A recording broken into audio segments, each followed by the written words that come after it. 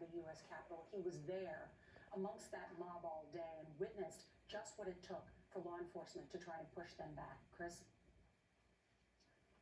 Well, Nora, it is quiet outside the Capitol in large part because of the small army of D.C. police and National Guard soldiers that were brought in to clear out the protesters. The crowd mostly gone at this point, and the nation's capital under a mandatory curfew tonight. The chaos erupted inside the Capitol this afternoon. A mob intent on blocking Joe Biden's presidency stormed the building, smashing windows, and at this entrance chasing one Capitol police officer into a retreat. In the hallway, the echo of a gunshot rang out, and a woman apparently hit. Police drew weapons as people tried to give her aid.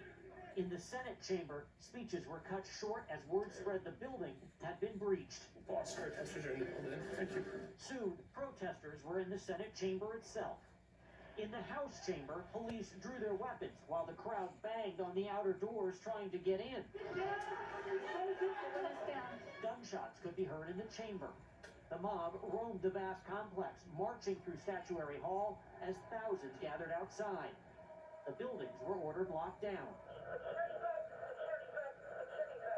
In the melee, senators and congressmen were evacuated. Representative David Trone in a gas mask. Well, it was time to move. And it was time to move fast, and everybody moved very quickly, very orderly, out the doors, into the elevators, into the tunnels. Then we got routed around, so we came up in a secure location, and we're sending bottles of water in, and we're waiting for directions. Police were seemingly unprepared as the Capitol grounds were swarmed by thousands of Trump supporters after the president finished speaking. The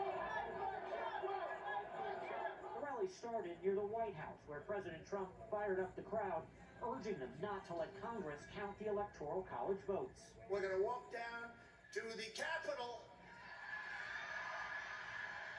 and we're going to cheer on our brave senators and congressmen and women, and we're probably not going to be cheering so much for some of them.